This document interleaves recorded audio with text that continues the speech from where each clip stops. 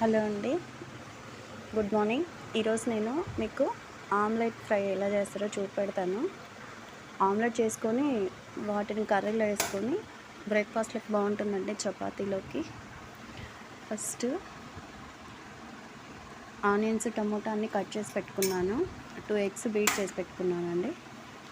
ఒక స్టవ్ పైన కడాయి పెట్టి ఆమ్లెట్కి ప్రిపేర్ చేస్తున్నాను. ఒక స్టవ్ పైన కర్రీకి చేస్తున్నాను. ఫస్ట్ కర్రీకి పోపు వేసానండి. పోపు వేసిన తర్వాత పచ్చిమిర్చి, టమోటా అవన్నీ యాడ్ చేసాం. ఈ స్టవ్ పైన ఆమ్లెట్, ప్లెయిన్ ఆమ్లెట్ అండి, ఏం లేదు, వేసాను.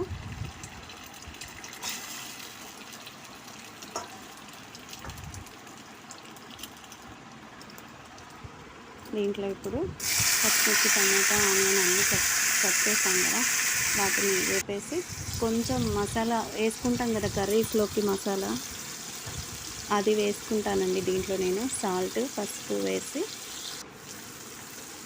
గల్లుప్పు వేస్తాను నేను కర్రీస్లో. మసాలా అండి,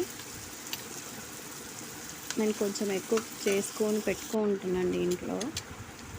అది అటు పక్కన ఏగుతుంది, ఇటు పక్కన ఆమ్లెట్ రెడీ అవుతుంది. ఇది కొంచెం వాటర్ వేసి కొంచెం గ్రేవీ బాగా ఉడికితే పచ్చివాసన పోతుంది కదా, అలా ఇది కావాలి. ఈ లోపల ఆమ్లెట్ను తిప్పేసుకున్నాం. ఇది రావట్లేదు. ఒక చేతితో ఫోన్ పట్టుకొని తీయడం వల్ల అది కొంచెం కష్టం అవుతూ ఉంది. Omelette okay. దాన్ని పీసెస్గా కట్ చేసుకోవాలి.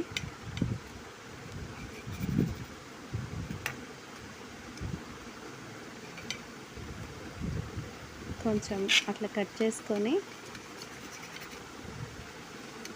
ముక్కలు రెడీ చేసుకోవాలండి.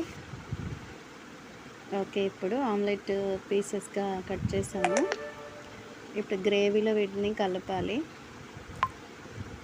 స్టవ్ పైన గ్రేవీ రెడీ కదా, ఇప్పుడు వీటిలో అవి కలపాలండి. ఎగ్గు అట్లే పగలగొట్టేస్తే అదో స్మెల్ వస్తుంది అనేసి నేను ఇట్లా ఆమ్లెట్ చేసి కర్రీ చేశానండి. ఓకే అండి, ఇప్పుడు అవి వేసి కొంచెం అలా ఫ్రై లాగా చేయాలి.